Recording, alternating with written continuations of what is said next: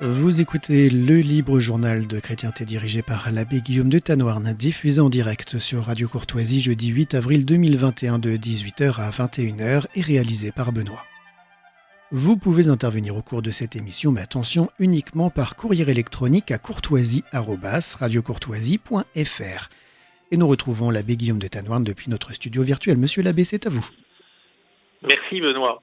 Et c'est Christophe qui intervient par Internet pour nous citer Cicéron. Pour illustrer la folie de notre époque et de nos institutions, je vous transmets une formule de Marcus Tullius Cicéron. Plus l'effondrement d'un empire est proche, plus ses lois sont folles. Oui. Alors, je ne sais pas si ça vaut pour les règlements sanitaires divers, qui ne sont que des règlements d'ailleurs et pas des lois, mais je pense que ça vaut largement pour la loi sur l'euthanasie qu'on est en train de nous mitonner, Paul-Marie Couteau, puisque je crois que des votes doivent intervenir à l'Assemblée nationale cette semaine. Le contexte est, oui, en première lecture, le contexte est terriblement noir. La culture de mort, comme disait Jean-Paul II, est en train de battre son plein. Je rappelle, parce que je voudrais en reparler tout le temps, l'horrible nuit du 31 juillet au 1er août dernier, 2020, quand fut votée en première lecture. Pour l'instant, elle n'est pas complètement adoptée, une loi dite de bioéthique, autorisant, je répéterai toujours cette affaire parce qu'elle me bouleverse, je ne comprends pas qu'on ne descende pas tous dans la rue, autorisant les avortements pour des raisons de détresse psychologique ou psychosociale à avorter au début du 9e mois. C'est pratiquement, parce qu'à 9 mois, un petit enfant, un nouveau-né, il est viable. Hein. Bon, oui, c'est une loi bioéthique qui n'est ni bio ni éthique finalement. Oui, mais qui confine à l'infanticide. Bon, là-dessus arrivent différentes manipulations sur le génome humain, à quoi d'ailleurs se rattache tout à fait la problématique du prétendu vaccin, en tous les cas pour ceux qui manient comme Pfizer et Moderna, le bien nommé Moderna, l'ARN, dont, je répète, le professeur Perron et bien d'autres, madame Henrion Caude, que vous avez reçu, disent qu'il peut modifier les gènes et en tous les cas lors de la transmission de la vie, c'est-à-dire de la filiation que l'on tripote depuis des années. Bon, et si on la tripote depuis des années, c'est toujours dans le même objectif, pouvoir détacher la procréation de la procréation naturelle qui est protectrice, afin de pouvoir tripoter. Alors les vaccins y contribuent, les prétendus vaccins ou l'injection de sérum transgénique, de tripoter le génome humain. Ils sont obsédés par ça, les gens modernes. C'est une des folies de la modernité. Alors l'euthanasie, c'est peut-être pas forcément une manière de tripoter le génome humain, c'est aussi une manière de se retrouver devant la mort. Tripoter la vie. Et de se dire... moi, il me semble que l'homme est un peu devenu comme un animal. Quand on voit un animal souffrir, on dit il faut le piquer pour ne pas qu'il souffre plus longtemps parce que sa souffrance n'a pas de sens. L'homme est un animal, mais il est plus qu'un animal. Et par son esprit, la souffrance prend un sens. Donc c'est pas parce qu'il souffre qu'il faut le supprimer, mais il faut lui faire confiance pour qu'il donne un sens à cette souffrance. Donner un sens à la souffrance, c'est évidemment la croix du Christ qui donne un sens à la souffrance, mais on mesure la déchristianisation en comprenant qu'aujourd'hui la souffrance n'a plus aucun sens et qu'on doit pouvoir l'interrompre dès qu'elle se manifeste, comme on le fait pour un animal finalement.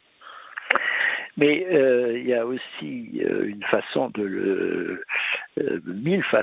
plusieurs façons d'alléger la souffrance. Il y a un très beau texte paru dans le Figaro sous la plume de Michel Houellebecq qui prend fait et cause contre cette loi. C'est magnifique, hein, oui, d'ailleurs il va accorder un entretien au prochain numéro, pas celui qui vient de sortir de la revue. Parce qu'il dit des choses bravo, très importantes. Si vous l'avez dans le Conservateur, c'est très bien. Oui. Oui. Il est très en lien avec les milieux catholiques. Enfin, il a déclaré qu'il voterait l'année prochaine pour un candidat catholique. C'est comme ça que nous sommes entrés en relation avec lui, si vous voyez ce que je veux dire. Mais toujours est-il que... oui, à part Jean-Frédéric Poisson, des candidats catholiques, il n'y en a pas beaucoup. Hein. Bah non, il y a Jean-Frédéric Poisson, il en suffit d'un, mon cher.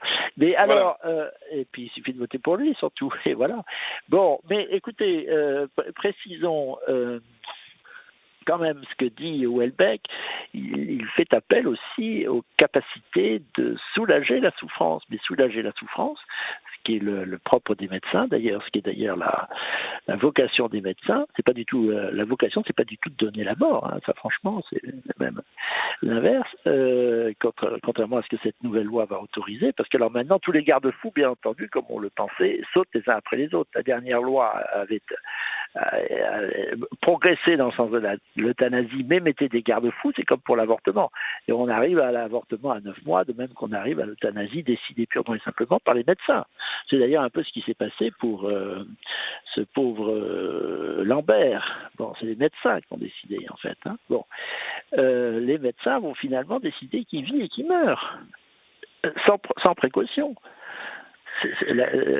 C'est autant la culture de mort que l'avortement. Vous dites que c'est une autre question. Oui, et la dictature sanitaire, finalement, une autre forme de dictature sanitaire. C'est-à-dire qu'on va disposer de nos corps, on va disposer de notre vie, de la vie des enfants à naître et de nos gènes en les transformant et en modifiant les conditions du passage, enfin de la transmission de la vie, en cassant la filiation naturelle. C'est d'ailleurs à l'œuvre depuis Christine Boutin le rappelle dans le même numéro du Nouveau Conservateur. Elle me fait un long entretien, elle nous a donné un long entretien très intéressant pour réagir aux menaces du transhumanisme. Elle devient très cohérente, c'est-à-dire tout son combat, tout le combat de Christine Boutin expose devient très cohérent hein, depuis. On le comprend maintenant, un peu tard. Oui. Elle a même reçu un bel hommage de l'Express expliquant, enfin une journaliste de l'Express qui dit qu'elle a compris avec la fameuse nuit du 31 juillet au 1er août dernier, et elle a compris toute la logique qui présidait à la démarche anti-avortement, anti-Pax, anti-PMA, anti-GPA de Christine Boutin. Ça devient très cohérent. C'est-à-dire qu'il ne faut pas toucher à la filiation naturelle. Voilà. Parce qu'après, le pouvoir scientifique manipulé par le pouvoir politique, à moins que ce soit l'inverse, il y a une coalition du scientifique et du politique qui fait froid dans le dos, parce que là on est sorti de la conscience. Hein. On est sorti de la civilisation chrétienne. Là, hein, oui, c'est l'illusion d'une politique scientifique, c'est Saint-Simon, c'est le conte de Saint-Simon. Oui, c'est Saint-Simon. Comme l'a très bien expliqué Frédéric Rouvillois. Oui. Mais quand le politique donne plein pouvoir au scientifique ou le scientifique donne plein pouvoir technique au politique, on entre dans une civilisation, je le répète, je le disais tout à l'heure à propos du masque, entièrement différente, entièrement neuve. Hein, entièrement neuve et à mon avis sinistre. Et je trouve que c'est assez curieux que dans cette période-là arrive, tout simplement parce que M. Macron, on pense qu'il est fichu, je crois de plus en plus d'ailleurs, donc il fait passer toutes les choses importantes. Vous allez voir qu'il va faire passer la PMA, peut-être qu'il va mettre sur les rails la GPA, en tous les cas il met sur les rails à partir d'aujourd'hui une loi qui va rendre encore plus facile l'euthanasie. Et alors la suppression de Sciences Po, de l'ENA, pardon. De l'ENA, oui, de toute façon il fallait la changer cette école. Oui, mais il faut la changer cette école. Il faut la refaire. Bon, il la supprime, mais ça fait partie du plan consistant à supprimer l'État, à l'embêter au maximum. Et à supprimer les élites, les vraies élites, au bénéfice d'élites autoproclamées. Oui, et de la diversité. Donc on voit ce qui va se passer à l'ENA, ce qui s'est passé à Sciences Po, c'est-à-dire qu'on va être admis tout simplement parce que il faut un quota, etc. Oui, c'est ça. C'est la destruction. De toute façon, ce 68 ans-là est fait pour détruire. C'est très amusant. C'est le maître mot de cette génération. Ce qui est très amusant, c'est que Marine Duras, j'ai trouvé ça l'autre jour, a publié un livre en fin mars 68, c'est-à-dire pas loin du 22 mars 68, d'où le nom du mouvement qu'a lancé mai 68. Ce livre s'appelle Détruire, dit-elle. C'est vraiment leur obsession. Alors maintenant, M. Macron s'obstine à détruire tout ce qu'il peut, voilà, mais y compris les grands piliers de notre civilisation, qui est le respect de la vie, du mystère de la transmission de la vie, de la filiation, de la mort, qui n'appartient pas à des hommes de données, ou alors c'est un crime, et qui va devenir un crime scientifiquement acceptable. Voilà, c'est une civilisation sinistre qui est en train de naître, la modernité est en train de devenir folle. Est-ce que c'est la fin d'un empire? Votre Christophe, notre interlocuteur, a tout à fait raison de dire que plus un empire touche à sa fin, plus ses lois deviennent folles. Cicéron l'a vu certainement pour Rome, nous allons le voir pour la chute de l'Empire américain et à travers l'Empire américain de cette conception hyper matérialiste de la vie qui a ravagé déjà notre civilisation depuis un siècle. C'est la chute de l'Occident finalement. Je reviens un petit peu en arrière, Paul-Marie. Oui. Parce que là, j'ai promis aux auditeurs de lire leurs messages, alors que la première partie de l'émission, ma boîte mail était bloquée. Une question sur un détail, monsieur l'abbé. Comment font les prêtres actuellement qui concélèbrent quand ils communient au même calice? Ou bien ils en disposent plusieurs sur l'autel? Là, j'avoue que comme moi, je ne concélèbre jamais, je ne peux pas répondre à cette question, mais cette question se pose... Moi, je peux répondre. Voilà. D'après le témoignage que j'ai recueilli d'une paroissienne digne de foi de Saint-Eugène, y compris dans les messes, dans les dernières messes, et celles qui sont incriminées, la communion à la bouche se fait avec une précaution particulière, c'est-à-dire que entre les deux, alors je ne sais pas entre les trois. Alors oui, ça c'est pour la communion dans la bouche. Oui. Il y a des lingettes hydroalcooliques qui permettent de... Voilà. Ou alors un petit ramequin avec un produit anti... Mais là, la question était plus subtile, c'était la question de la concélébration entre prêtres. Oui. Quand plusieurs prêtres célèbrent la messe, prennent-ils des précautions sanitaires les uns envers les autres, finalement? Vous vous rendez compte Mais vous savez, alors à ce moment-là, quand vous êtes sur un trottoir et que vous prenez un café, vous avez beau être sur un trottoir, vous prenez un café et vous buvez la tasse de quelqu'un qui a bu avant vous. Peut-être qu'on a lavé la tasse, mais la façon dont les bars lavent les tasses, c'est pas nécessairement au gel hydro, je sais pas quoi. Oui, vous parlez de ces bars qui offrent un café à l'extérieur. Oui, vous buvez la tasse d'un de vos prédécesseurs. Bon. Oui. Moi je m'en fiche. Alors, pas une conception autre question. Tout à fait aseptisée. Bon. Pour la fermeture des églises à Paris, puisque vous aviez dit que les églises n'avaient jamais fermé, voici ce que dit Wikipédia sur Chaumette, l'ancêtre, je crois, du célèbre acteur proche du PCF. Oui. Joseph Fouché dans la Nièvre et en Côte d'Or et Chaumette à Paris furent parmi les instigateurs de ces événements avec les hébertistes. Les églises parisiennes furent fermées le 24 novembre 1793 par la Commune de Paris, la liberté des cultes étant toujours théoriquement garantie par la Convention. Les régions où cette politique a été le plus intensément menée ont été la Bourgogne et les départements de l'actuelle région Centre, le bassin parisien, la région lyonnaise, le nord du Languedoc, l'Est, le Grand Ouest, l'Aquitaine. Bon, bref, toutes ces régions-là ont été relativement tenues à l'écart de cette évolution cultuelle, bien courtoisement. Ah, ça, c'est des régions qui ont été tenues à l'écart. Oui, il y a les régions que j'ai citées ont été tenues à l'écart. Mais Paris, à Paris, les églises ont été fermées à partir du 24 novembre 1793. Et ça me rappelle ce cher abbé Mulot qui avait signé la constitution civile du clergé, qui était donc un prêtre jureur, curé de Saint-Nicolas du Chardonnay, et qui disait mais moi je suis républicain, je peux continuer à dire la messe. Eh ben pas de pitié, le curé républicain a été raccourci. Pas de traitement de faveur pour le curé républicain. C'est l'histoire. C'est notre histoire. Alors, tout le monde a raison dans cette histoire. Moi, je maintiens que jamais sur le territoire national, par ordre central, les églises ont été fermées. Mais par des communes, y compris la commune de Paris, c'est tout à fait possible. Bon, ça n'a pas duré si longtemps que ça, de toute façon, et nous non plus. Mais je veux dire, c'est le caractère général, brutal de la fermeture des églises qui m'a choqué il y a un an, au mois de mars. Moi, je me souviens, je me suis retrouvé le 17 ou 18 mars, le dimanche qui a suivi le premier tour des municipales. Donc on peut le dater, c'était le 15, ça devait être le 22 mars ou 21 mars. Il y avait des fidèles qui protestaient dans l'église de Montmoreau près de chez moi, et j'en étais parce que ils trouvaient choquant que les églises soient fermées. Je persiste à penser que c'est choquant et que ça ne s'est jamais fait dans l'histoire, sauf sporadiquement dans certaines communes. Voilà, sans doute. Alors, une intervention d'auditeurs, à mon avis, assez intéressante.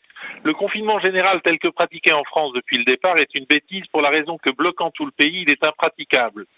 sans ouvrir des dérogations, elles aussi globales, hors de tout critère sanitaire. Ces dérogations court-circuitent donc le dispositif, le rendant inopérant. A contrario, les Chinois ont confiné fermement, mais localement, autour de foyers de contamination. Cela ne bloquait pas l'économie du pays et limitait l'impact de ce qui était indispensable. À ce qui était indispensable. Oui. C'est Wuhan, c'est donc la marque d'une incompétence totale de nos décideurs qui ont surtout comme but de se présenter aux élections à tout prix comme les sauveurs appliquant des mesures prétendues fortes par le fait qu'elles détruisent le pays et portent des atteintes évidentes à nos libertés. Ça, je ne crois pas que ce soit leur but. Non, il faut aller plus loin que ça. Je crois que M. Macron a un but très précis. C'est pas du tout d'être réélu. Je crois qu'il a abandonné cette idée. Je suis à peu près sûr qu'il ne sera pas candidat. Je suis même sûr qu'il ne sera pas candidat maintenant. Mais son but est je le répète, de détruire autant de choses que possible. Il veut participer à un grand mouvement de l'histoire, à un grand renversement de la civilisation ancienne qu'il déteste. On n'a pas eu droit à un seul mot pour Pâques, pas plus que nous avons eu droit à un seul mot pour Noël. Oui, maintenant c'est systématique. C'est systématique, comme est systématique l'hommage qui va être rendu, vous allez voir dans quelques jours, ça ne va pas manquer, aux musulmans à l'occasion du Ramadan. Donc il a fait ses choix, le président de la République. Je crois qu'il n'est pas du tout là pour se faire réélire, il est là pour détruire ce qu'il peut, parce qu'il a une idée en tête qui passe par la destruction de notre civilisation au service d'une autre conception de l'homme, entièrement nouvelle, qui a quelque chose à voir avec cette modernité devenue folle, qui est l'homme augmenté, l'homme-dieu, le nouvel homme-dieu que poursuivent à la fois les Chinois et les Californiens de la Silicon Valley. Je le répète, un homme immortel. Nous avons tartiné des pages et des pages là-dessus, y compris à partir de l'analyse du vaccin dans le Nouveau Conservateur numéro 3 paru il y a 15 jours. J'y reviens. Là, il y a une douzaine d'articles là-dessus. Là, maintenant, j'en suis sûr. Le but est d'installer ce qu'on appelle, sans avoir très bien compris ce que c'était, mais on va voir petit à petit ce que c'était, et l'euthanasie d'ailleurs concourt au même but, c'est-à-dire une civilisation transhumaniste, c'est-à-dire créant un homme nouveau, un homme augmenté, un homme refait entièrement par la destruction de la filiation naturelle. C'est en passe de réussir, et ça a commencé il y a 30 ans avec les lois sur l'avortement. Et je pense, je le répète, nous sommes très avancé sur la voie, et avec des gens comme Macron, on est sûr de progresser, enfin dans ce but, sur la voie de la modification du gène de l'homme et de la conception de la vie sur la Terre. Ça, oui. Un auditeur qui ne vous a pas forcément compris, mais ce serait important que vous redressiez son jugement à votre égard. Messieurs, j'apprécie vos émissions, mais je suis plutôt consterné par votre réfutation du Covid en tant qu'épidémie, au prétexte qu'il n'y aurait pas tant de morts que ça, alors que des précautions sans précédent sont prises. Enlevez les précautions, dont je sais que certaines puissent être excessives, et vous verrez les décès bondir. C'est comme si vous disiez que la ceinture de sécurité ne servait à rien parce qu'il y a moins de gens qui meurent dans les accidents de voiture, etc. Ah non, voilà, alors je pense que cet auditeur ne nous a pas compris, parce que je ne crois pas du tout que notre but soit de minimiser l'épidémie. Non, minimiser, il faut la décrire telle qu'elle est, c'est-à-dire regarder la surmortalité de 2020 par rapport à 2019, j'en ai déjà beaucoup parlé. On arrive à des chiffres qui sont comparables à des épidémies à plusieurs reprises survenues au XIXe siècle, sans parler des vraies épidémies et des pandémies qui supposent le doublement, je le répète, pour tous les démographes depuis que la démographie existe, l'épidémie et la pandémie, dans tous les cas, supposent le doublement du nombre de morts d'une année sur l'autre. Il y a eu 615 000 morts en 2019, il n'y a pas eu 2 fois plus de morts en 2020. Il y a eu 53 000 morts de plus, dont 15 000 attribués au fait que des malades, des cardiaques, des cancéreux et autres n'ont pas été soignés, et 15 000, ce qui est la progression naturelle de la mortalité d'une année sur l'autre. Si vous enlevez 30 000 à 57 000, eh ben vous avez 27 000. Et encore, je pense qu'il y a beaucoup de gens qui seraient morts de toute façon du Covid dans les mois qui ont suivi. Donc non, je répète, je ne minimise pas, c'est comme pour la question des masques, il faut gardé sa raison, et il y a un chiffre de morts, en effet, plus grand que d'habitude. Il y en a eu 17 000 en 2010, il y en a eu 15 000 en 2017.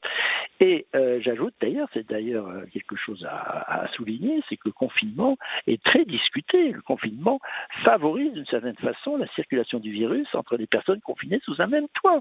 C'est pourquoi le 4 mars 2020, il y a un an et demi, un an et un mois, le nouveau à l'époque ministre de la Santé, M. Véran, de même que il était opposé au masque, était opposé au confinement en disant il faut au contraire ouvrir les portes et les fenêtres. C'est ce qu'il disait, je le cite, c'est un discours de M. Véran. Et d'ailleurs, plusieurs pays, notamment la Suède, n'ont pas confiné.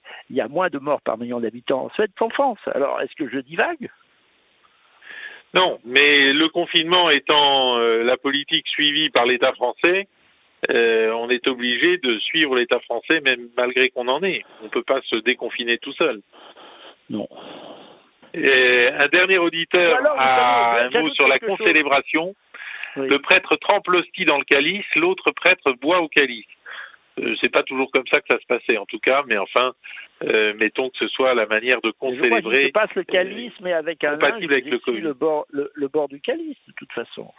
Mais ça, c'était autrefois. C'était avant le drame, comme dirait l'humoriste. Non, mais qu'il le fasse, on n'a qu'à essuyer le bord du calice, et puis c'est tout. Mais tout ça est Paul-Marie, je vous presse un peu parce que vous vouliez nous emmener dans le Haut-Karabakh pour nous je vais vous parler expliquer un peu ce qui se passe. Je voulais vous et parler il reste 10 minutes, 8 minutes. Très vite en politique étrangère. Je vais mettre de côté le Rwanda en vous demandant l'autorisation d'en parler un jour, parce que j'en ai assez de la campagne. Notre prochaine émission dans 15 jours. Des informations sur le Rwanda, qui est une opération américaine montée depuis l'Ouganda au bénéfice de celui qui en a profité, c'est-à-dire Paul Kagame, que plusieurs rapports désignent comme l'instigateur de l'accident qui a coûté la vie à son prédécesseur Abiyaramana et qui a déclenché le génocide parce que M. Kagame et ses milices du FPR étaient prêtes à l'exécuter. Là-dedans, la France n'a aucune responsabilité, au contraire, elle a été le seul pays à essayer d'arrêter contre l'ONU, je le sais, j'y étais à ce moment-là, contre l'ONU bloquée par les États-Unis, empêchée de s'interposer. Et maintenant, la France est supposée être... Mais j'aimerais qu'on en reparle un jour. Supposée être... Oui, on va en parler en long, en large et en travers, il faudra du temps. C'est très important. Et je sais que vous connaissez bien cette affaire et que ce serait dommage de priver les auditeurs de vos lumières. De Boutros-Ghali à ce moment-là, et j'avais été à la direction d'Afrique au ministère des Affaires étrangères avant, où les Français la France voyait très bien ce qui allait se passer, a tout fait pour l'éviter, alors que maintenant elle est accablée de reproches, tout ça pour couvrir la culpabilité américaine et ougandaise. Bref, non, je voudrais d'abord, en passant, marquer le souvenir du 22e anniversaire du bombardement par les troupes de l'OTAN, par l'aviation de l'OTAN de Belgrade. C'est très important cette histoire serbe. Des choses ressurgissent à cette occasion, et notamment j'ai suivi une très belle émission elle est facile à voir en vidéo sur YouTube, de notre ami Alexis Trude, qui a trouvé des documents allemands sur Russia Today, voilà, il faut taper Russia Today, Alexis Trude, Belgrade, vous le trouverez très certainement ce document. Alexis Trude donne des informations très intéressantes sur la manière dont les Allemands ont fabriqué des mensonges pour donner un prétexte à l'OTAN d'attaquer, pour punir Milosevic, d'attaquer Belgrade, punir Milosevic qui a été élu d'ailleurs 2 fois démocratiquement, qui était un président élu puis réélu. Ça suppose quand même pas qu'on détruise une partie d'une ville, qu'on détruise un pont autoroutier et qu'on tue 625 policiers et 500 et quelques soldats qui n'avaient rien fait, sans déclaration de guerre, sans autorisation de l'ONU, sans rien. Ça s'est passé il y a 22 ans et je pense que ça ne va pas sortir des mémoires parce que, justement, je reviens au sujet précédent d'une certaine façon, il s'agissait de terroriser les Serbes, de les obliger à plier et à accepter, ce qui est arrivé quelques années plus tard, l'indépendance du Kosovo. Et l'affaire rebondit parce que non seulement le Kosovo a peu à peu éliminé les dernières traces de catholicité, de christianisme, puisque c'est un pays orthodoxe, avec des monastères orthodoxes qui sont détruits les uns après les autres. Certains résistent parce qu'ils sont protégés, mais c'est une survivance. Et je dis ça parce que une campagne est menée à l'échelle européenne, dans les instances européennes, pour admettre maintenant un autre pays qui va précéder certainement le Kosovo, l'Albanie, comme candidat à l'entrée dans l'Union européenne. Maintenant, depuis quelques semaines, on entend parler d'ouverture de négociations d'entrée dans l'Union européenne de l'Albanie, pays intégralement musulman. Après l'Albanie, il y aura... où il y a 10% de chrétiens quand même en Albanie. Oui, écoutez, ne me dites pas... Oui, quand je dis intégralement musulman, je pense que c'est surtout les politiquement musulmans. Oui, politiquement, oui. Enfin, 90%, c'est... Et donc, on n'est pas encore arrivé à faire entrer la Turquie, mais l'Union européenne, c'est toujours pareil, c'est la catholicité, c'est le christianisme, c'est une vieille civilisation chrétienne qui est attaquée de tous côtés. L'Union européenne est obsédée à l'idée de faire entrer un pays musulman. Alors, ça a été la Turquie qui était en lice pendant très longtemps, c'est plus difficile maintenant, mais vous remarquez qu'on reste très tranquille au moment où la Turquie soutient des militants azéris qui détruisent les églises du Haut-Karabakh. Ça, je dois dire que le silence est impressionnant sur la conquête par les Azéris en automne dernier, hélas validée par Moscou qui a constaté les faits.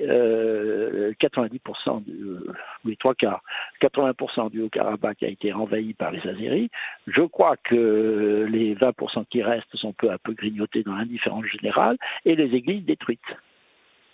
Voilà, je voulais apporter cette information parce que personne n'en parle pour ménager la Turquie, pour ménager la possibilité un jour de faire entrer la Turquie dans l'Union européenne. Nos hiérarques bruxellois sont obsédés par cela parce qu'ils poursuivent toujours un but qui n'est pas de se faire élire, qui n'est pas de gagner de l'argent, qui est tout simplement d'imposer une autre vision du monde qui n'est pas chrétienne. Voilà. C'est une entreprise générale, la politique dans toute l'Europe ou la politique à l'échelle mondiale aujourd'hui est aux mains de gens qui veulent détruire la civilisation chrétienne. Voilà. C'est évident, et c'est cette affaire serbe comme kosovarde ou albanaise ou du Haut-Karabakh, tout concourt dans ce sens. Dans la différence. Et là-dessus, on est tout à fait d'accord. Et la politique a de plus en plus une dimension spirituelle. Et malheureusement, il n'y a plus que des questions théologiques en réalité.